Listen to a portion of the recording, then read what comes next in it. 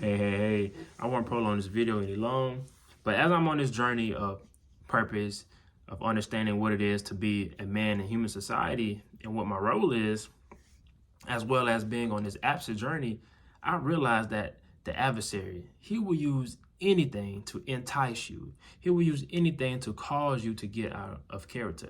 He will use your brother. He will use your sister. He will use your coworker. He will use your auntie. He will use your boyfriend. He will use your girlfriend. He will use anything to cause you to get out of character or to make you lose sight of what God has planned for you.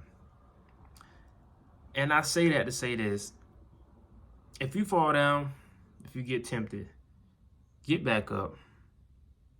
Don't stay down. Rise up. Realize, pinpoint where you made a mistake at.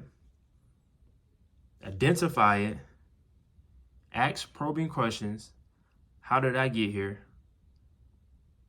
How did this lead to this? And keep fighting and keep pressing forward. I remember when I backslid. I backslid due to a woman's touch. Got enticed by the words she was saying. And I remember I beat myself up so bad. And I went to my father. I said, Dad, this what took place, but I prayed to God and I still feel bad. I just feel so bad. And he said, son, what you are feeling is called conviction. He said, whenever you feel convicted, that's a sign of growth. But whenever you don't feel convicted after making a mistake, then that's something you should be worried about, because that means you are content with that mistake. And I said, wow, I never knew what that meant. And as I, did some research, I went to Proverbs 24:16. It says, for a righteous man as female and male, may fall 7 times and rise again. If you fall down, get back up. Don't beat yourself up about it. Don't beat yourself up about it. And I'm not promoting and saying to keep making the same sinful mistake over and over and over. That's not what I'm promoting. What I'm promoting is that if you fall down, if you backslid, just get back up and keep fighting. I found it fascinating that Jesus got tempted 3 times. And that made me realize that, if Jesus got tempted, what makes you think that we are not going to be tempted?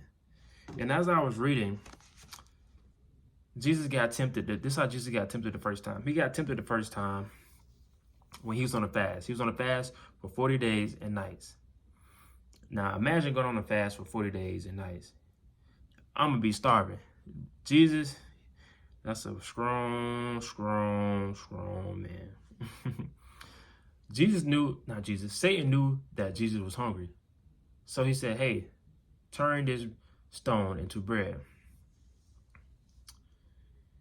You know what Jesus said? Jesus said, it is written, man shall not live on bread alone, but on every word that comes from the mouth of God. Satan realized his first plan did not work. See, one thing about Satan, he will use the same method, new try, at a different angle. So he went the second time. He took Jesus to the highest point on the temple and dared him to throw himself off.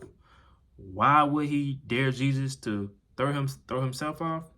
Because he wanted to tempt Jesus to prove he was truly God's son by trying to force God to show evidence of his love and care. And people will do that. People will try and say, if God real, then tell God to do this and that. Boy. But they're going to learn. Jesus replied and said, do not put the Lord your God to test. So Satan realized that didn't work either. So the third time, he brought Jesus to a tall mountain, showed him the kingdoms of the world, and offered to give it all to him if Jesus would just bow down and worship him. It's funny because the adversary will use anything. He took Jesus to the tallest mountain and said, hey, you see these kingdoms? If you want this, just bow down to me and worship me, and I will give it all to you. The grass ain't always greener on the other side. Boy, boy, boy. Then Jesus said, for it is written, worship the Lord your God and serve him only.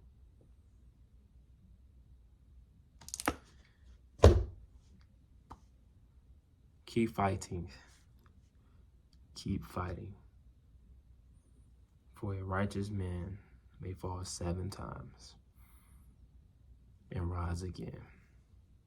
Y'all stay blessed.